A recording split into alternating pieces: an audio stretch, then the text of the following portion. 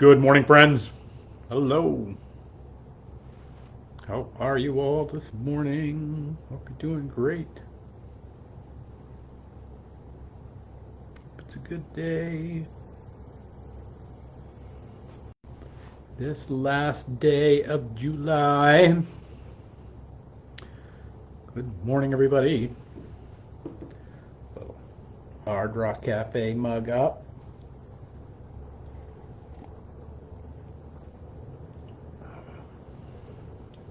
Doing well.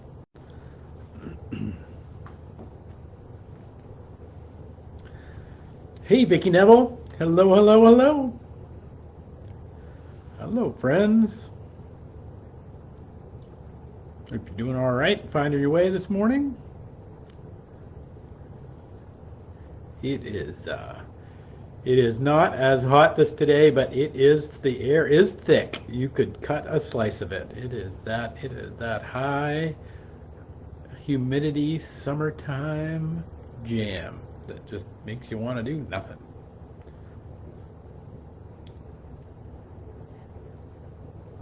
All right. Good morning, everybody. Let's get going this morning. It is the 31st day. It is the last day of July on this Wednesday at 11:11, and I'm glad you're here and glad that we might look toward another month. And this is something I've never done before, but wanted to lean into with all of you. Sorry about that. That we, as you know, here we do we have 11:11 3 days a week, but we also do a newsletter every month. And that if you would like to receive the newsletter of the church, you can get it either digitally or you can get a hard copy mailed to you. If you'd like to, just message us hit a message to First Congregational Church where you find us, and on Facebook you can send us a message, and we'll gladly add you to the roll, and you can find out all the great things that are happening here. And this morning, what I want to do is I write for a column for that every month, and I wanted to share it with you this month, and so that we could talk about it a little further, to see if there was because there's a lot more to say here than I said in this article, and so I want to share that with you today. And so our column comes from. And I want to read from you this incredible piece from Philippians 4. I think if we're trying to figure out how to negotiate these days that we find ourselves, I think Philippians 4 is a great place for us to consider as the church. And so, I'm going to read you the Philippians 4, and then my newsletter article from it, and we'll talk about that after, and then kind of blow that apart a little more. So this is Paul's church letter from prison in Rome to the church in Philippi. Now, the church in Philippi is one of Paul's. They love Paul. Paul loves them. They are actually sending people to help get him out of jail later in the month. And so this is kind of a love letter. He's not writing he doesn't write to the church in Philippi to correct them. He writes to encourage them because he thinks they're doing a great job and he's doing a great job, and they're his favorite bunch. And so he writes this. Again, remember, he's writing from prison. Rejoice in the Lord always, and again I say rejoice. Let your reasonableness be known to everyone. The Lord is at hand. Do not be anxious about anything, but in everything, by prayer and supplication, with thanksgiving, let your requests be made known to God. And the peace of God, which surpasses all understanding, will guard your hearts and your minds in Christ Jesus. Finally, brothers and sisters, whatever is true, whatever is honorable, whatever is just, whatever is pure, whatever is lovely, whatever is commendable, if there is any excellence, If there is anything worthy of praise, think about these things. What have you learned and received and heard and seen in me? Practice these things, and the God of peace will be with you. July has been quite a month. Just about every week in July, the world has seen historic changes in our news feed. We had a presidential candidate shot, we had a rally attendee killed, a sitting president was not running for re-election, a new candidate for president was being named, a global cyber outage that were paralyzed computers and travelers all over the world. Some of them are still trying to get home. On top of it all, we had the opening ceremonies of the Olympics presented in a kind of a dubious and sort of ugly spirit. In all of this, amidst a world at war in which the United States government is in the middle of all these conflicts, that's just July. I wonder what August will bring. While all the grand events around the world churn and swirl and they beg for our engagement, they want to steal our eyeballs and our emotions. There is a huge part of us that loves to wade into any one of these things, these controversy. Paul reminds us that nothing good will come from our obsession with the churning of the world. I want to encourage you this month to read Paul's words as concrete instructions. After all, Paul wrote these words from jail while the Emperor Nero, who would soon set fire to Rome in order to blame it on the Christians, and who had just killed his wife, and the last of his fellow consuls that were the last ones that could restrain him. And meanwhile, there was an earthquake in Pompeii that was foreshadowing Pompeii's ultimate destruction. All the while, the Roman legions are at war on several fronts in Armenia and with the Parthians, and then other places all around the empire. And even Rome itself suffered one of the most terrible storms in its history, and over 200 ships that were in harbor at anchor were destroyed. We forget Paul had plenty of headlines to obsess about himself. But instead, he directs his little church to guard your hearts and your minds in Christ Jesus. Paul is telling the church how to survive times such as these, and he is telling us how to thrive in such times as these. He writes, practice these things. Looking for the beautiful is a practice. Appreciating the miracles in our midst, however small, is a practice. Being thankful for the kindness in our lives is a practice. Rejoicing in Jesus is a practice. These are the practices that guard our heart and our mind. And if you don't do them, well, don't be surprised that the anxiety or the anger or the fear creeps in. The one thing we have in common with Paul is that these are historic times. Let us live into them with that intensity. Let each of us love each other as only we can in the church. Let us worship the Lord as only we can. Let us practice these things by being a Philippians 4 church. So that's my little piece that will be going out in the newsletter here in a few days. And what I want to, there's so much more to say. And this morning, what I want to offer you, with just a few more minutes, are those things. What does he really mean? What does Paul really saying when he says practice these things? What is it they have seen in him? And there are 7 things that get mentioned in this part of Philippians 4, where Paul is saying, this is what it looks like. These are the ways to practice these things. To practice these things so that our heart and our minds will be guarded in Christ Jesus.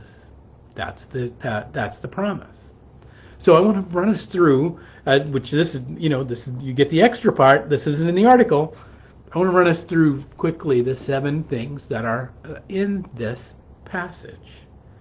The first is the practice of rejoicing in the Lord. Rejoicing in the Lord is a real thing. Now, what does that mean? Do you say, can I, do I just sit around and be happy all the time? Do I just sing hymns to myself in the shower, or maybe balled up in a corner, rocking like, I mean, what does it look like? Like, the rejoicing in the Lord is this appreciation of and this awareness of the fact that we live in God and that God lives in us. That when we wake up in the morning and we put our feet on the floor and we put our feet in the little fuzzy bunny slippers and we paddle down the hall, or we head off to wherever we're going, that God's in that with us and that we can rejoice in that.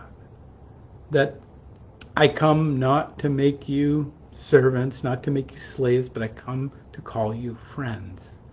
That the maker of the universe calls us friend, and we can rejoice in that friendship. We can rejoice in that. And that we can have this ongoing life and conversation in God and relationship with God as we move through our day. 2, let our reasonableness be unknown. Such an awful translation, but the other is even worse. So it's also translated as gentleness. This idea that this is the second thing that Paul's instructing us, is that to let our reasonableness be known to everyone. Let our gentleness be known to everyone. I don't know anyone that you can't, once you start talking to them about whether it's the political situation or whether it's the economic situation, it doesn't take long to find somebody somewhere in there, or somebody's hot button, right? That they, the person that they really hate, the policy that they really hate, the thing that's going on that they really hate, the culture war issue that they really hate, and that they can get all spooled up and spun up about it, and they can tell you how it ought to really be. Let your reasonableness be known to everyone. There is a practice of bringing reasonableness to conversations. It's a practice. And practice, it's a thing we can do. It's a thing we can practice. We can bring our little gallon of gas if we want to every conversation, and we can get people all riled up. And I know people like this. Maybe you are one of them that just enjoys cranking the handle, like just enjoys getting people all cranked up about, like, oh my God, can you believe what he's doing? Oh my God, can you believe what she's doing? Oh my God, can you believe what they did?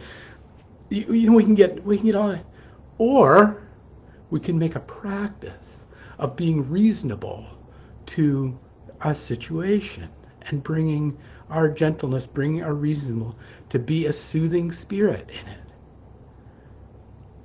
That doesn't mean that, now don't hear what I'm not saying, that doesn't mean weakness, doesn't mean we give up what we believe or we just let people roll over us, but it means we cannot elevate things to the next level. We cannot turn the emotional energy of any conversation up to 11.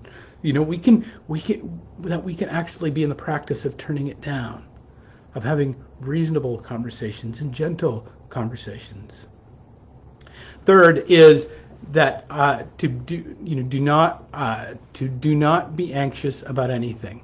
Now, how do you do that? Like, what's that about? Like, oh yeah, like don't be anxious. That's like, for some of us, it's like saying don't breathe. Okay, like this idea that we're not going to be anxious. But again, not being anxious is a practice.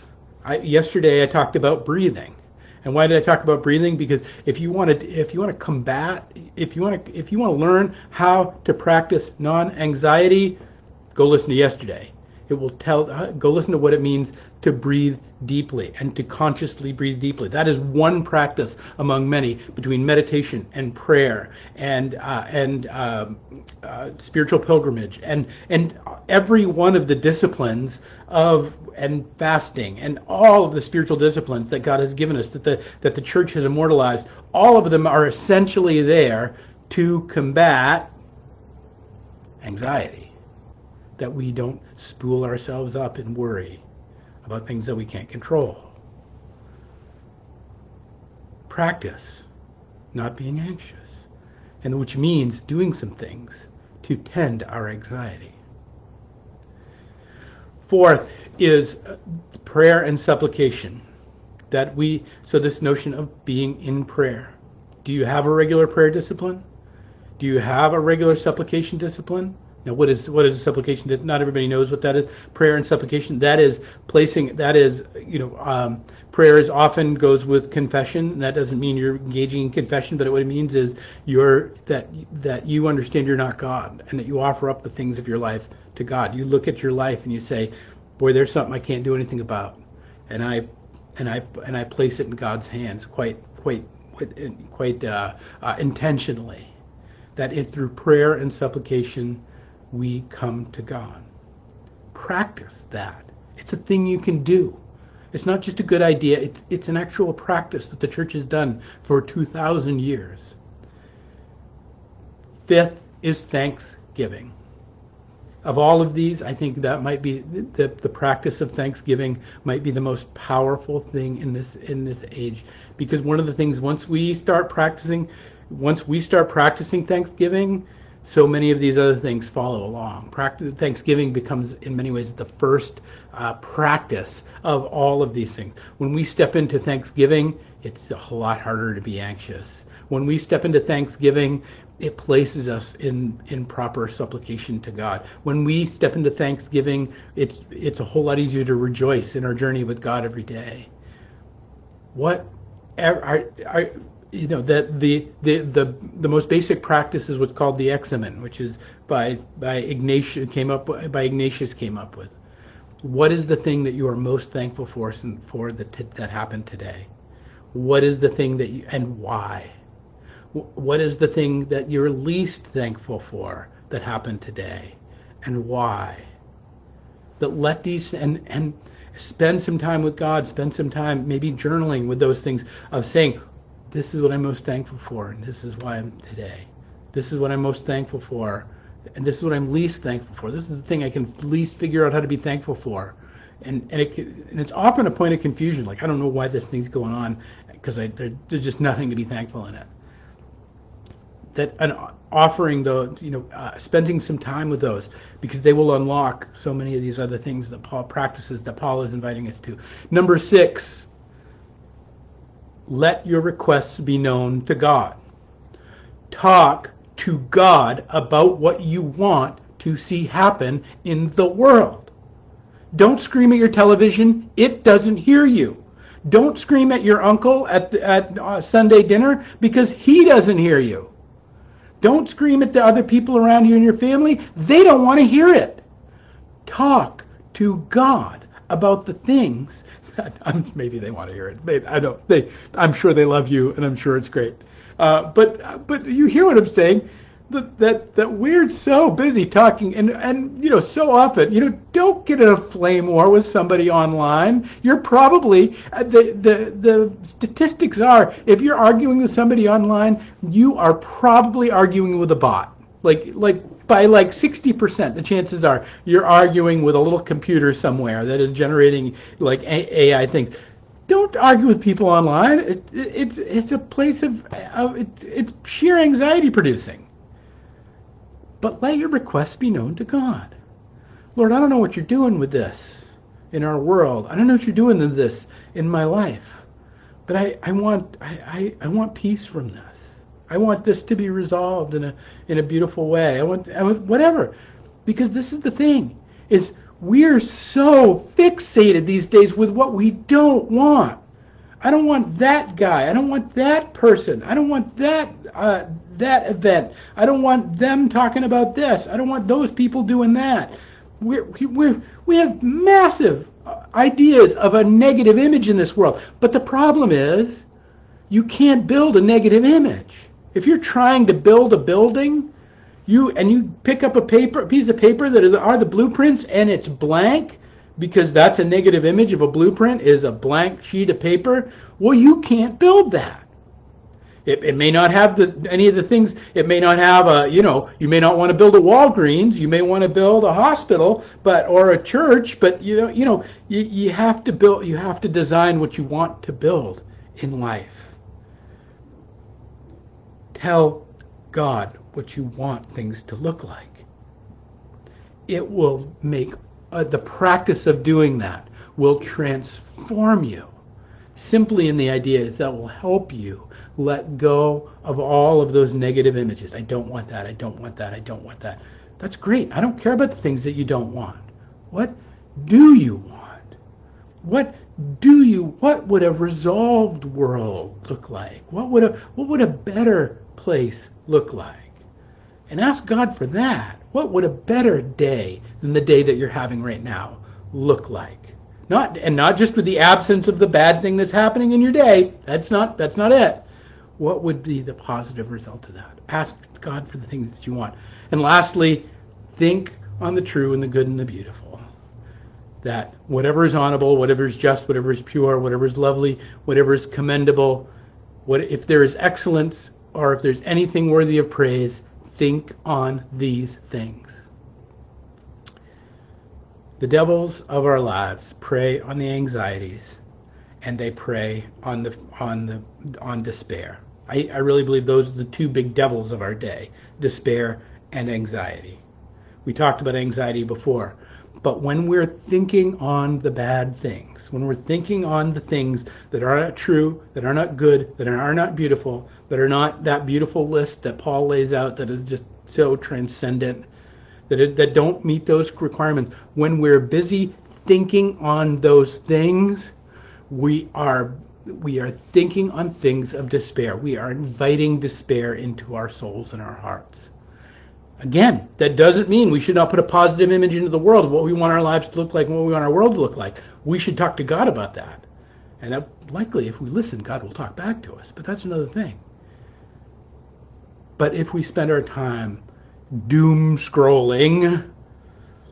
Anybody love to doom scroll? Particularly if you can't sleep at night about 2:30 in the morning, just like, oh, how bad things are. It feels so good, doesn't it? How self-righteous you can feel. It feels so good, isn't it? Think on the things that are true and good and beautiful. Think on the things that are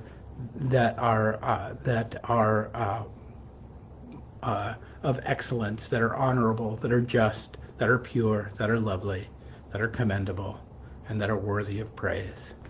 Those are the things you need to let into your heart. These are the 7 practices of this Philippians 4, and they're the 7 practices that I hope you'll lean into maybe as you read this article over this month, or maybe you can share this article and share this talk as we break some of that open. But friends, we're coming into a time and we're coming into an age where what we practice is going to matter. It's even going to matter maybe even more than what we believe or what we profess to believe. That our practice is going to be the thing that helps us be the Philippians 4 church in the world. And that I believe the church is an individual is a church in the smallest form. So we are, all of you are little churches running around out there. Be a Philippians 4 disciple. Be a Philippians 4 church. Be a Philippians 4 child of God in this historic time. And practice these things. All right, friends, that's my hope for you these days. We will pick it up tomorrow with another 11:11.